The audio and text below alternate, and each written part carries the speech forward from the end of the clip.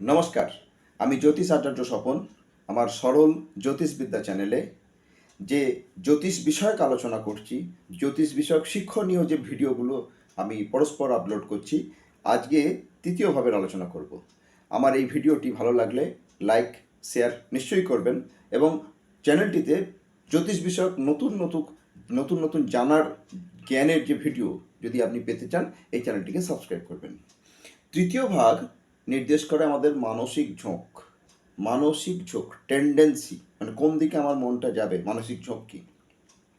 তৃতীয় ভাব নির্দেশ করে মানুষের স্ট্রেংথ, এফিসিয়েন্সি, মানুষের সক্ষমতা, মানুষের দৃঢ়তা। কেউ কতটা দৃঢ় হবে, দৃঢ় মনোভাবের হবে, তৃতীয় ভাব নির্ভর করে। দ্বিতীয় ভাব থেকেও জানা যায়। তৃতীয় ভাব নির্দেশ করে মানুষ কতখানি, তার স্ট্রেংথ, তার এফিসিয়েন্সি, যোগ্যতা কতটা, তৃতীয় ভাব নির্দেশ করে।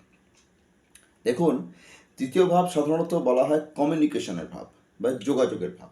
যোগাযোগ মানে আমরা যে কথা বলি, পরস্পর আদান প্রদান করি, পারস্পরিক একটা সম্পর্ক তৈরি হয়। দেখুন, এই যোগাযোগের জন্য আগে গরুর গাড়িতে যেত, তারপরে বাস, ট্রেন, রেলগাড়িতে যেত পারস্পরিক যোগাযোগ করার জন্য। এই যোগাযোগের জন্য আগে মানুষ চিঠিপত্র দিত, এই যোগাযোগের জন্য মানুষ টেলিগ্রাম, পরবর্তীকালে এই যোগাযোগের মাধ্যম হিসাবে টিভি, তারপরে রেডিও, এগুলো উঠে এলো। এই যোগাযোগের মাধ্যম হিসাবে বর্তমানে আমরা কি ব্যবহার করি? হোয়াটসঅ্যাপ, SMS, এগুলো ব্যবহার করি। এসব তৃতীয় ভাব। ইন্টারনেট পুরোটা তৃতীয় ভাবের বিষয়।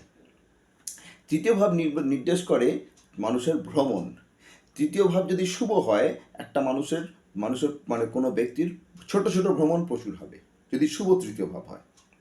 দেখুন, তৃতীয় ভাব নির্ভর করে তৃতীয় ভাব যে তৃতীয় ভাবে যদি ভালো গ্রহ থাকে, তৃতীয় ভাব যদি শুভ হয়, তৃতীয় ভাব যদি বলবান হয়, কোনো ব্যক্তি সংবাদ পরিবহনের কাজ, বই পত্রিকা ছাপানোর কাজের সঙ্গে যুক্ত থাকতে পারে। দেখুন, তৃতীয়ভাবে যদি শুভ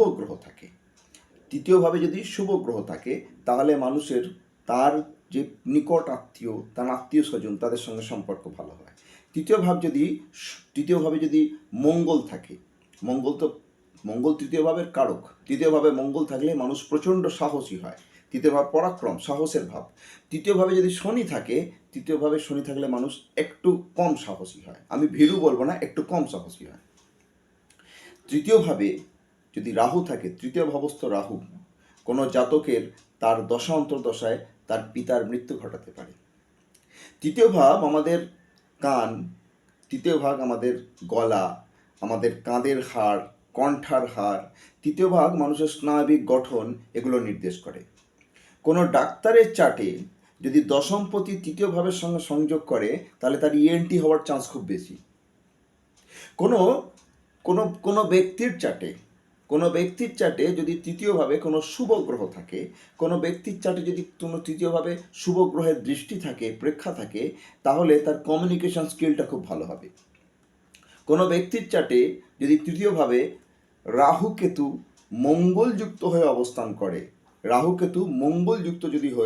করে, তাহলে তার কমিউনিকেশন ভীষণ খারাপ হবে। হ্যাঁ, তার কানের রোগ হতে পারে, তার কান সম্পর্কীয় রোগ দেখা দিতে পারে। এটা তৃতীয় ভাবের বিষয়। তৃতীয়ভাবে যদি চর রাশি থাকে, আমি রাশির কারকতা অধ্যায়টা আমার পুরনো ভিডিওগুলো আপনারা দেখে নেবেন। তৃতীয়ভাবে যদি চর রাশি থাকে, তাহলে জাতক খুব খুব পরিবর্তন প্রিয় হবে। সে ফিক্স বা স্থির থাকতে পারবে না, ভীষণ উচ্চাকাঙ্ক্ষী হবে এবং প্রচুর ভালো উচ্চ ফল, সমস্ত কিছু অর্জন করতে পারবে এবং প্রচুর ভ্রমণ পিয়াসীও হবে। তৃতীয়ভাবে যদি চর রাশি থাকে। তৃতীয়ভাবে যদি স্থির রাশি থাকে, তাহলে জাতক কিন্তু পরিবর্তন একদম পছন্দ করবে না। তারা স্থির একটা নির্দিষ্ট কোনো বিষয়কে ধরে বসে থাকবে, ভীষণ অধ্যাবসায়ী হবে, উচ্চ মর্যাদাপূর্ণ হবে, ভীষণ যোগ্য হবে। তৃতীয়ভাবে স্থির রাশি থাকলে ভীষণ যোগ্য হবে। তৃতীয়ভাবে যদি দ্বিস্বভাব রাশি থাকে বা দ্বৈত রাশি থাকে, তাহলে এরা ভীষণ নিয়ম নিষ্ঠাবান হয়, কিন্তু এদের সমস্যা হচ্ছে এরা পরিবেশের দ্বারা ভীষণভাবে প্রভাবিত হয়। পরিবেশ যদি কোনো নতুন চিন্তাধারা এদেরকে দেয়, জগৎ সংসার যদি নতুন চিন্তাধারা দেয়, সঙ্গে সঙ্গে নতুন চিন্তাধারা এরা গ্রহণ করে ফেলবে আগেরটা ছেড়ে দিয়ে। অর্থাৎ তৃতীয়ভাবে চর স্থির বা দৃশ্যভাব রাশি হলে কি তারপর কি তার প্রভাব হয়, এটা আমি আপনাদেরকে বললাম।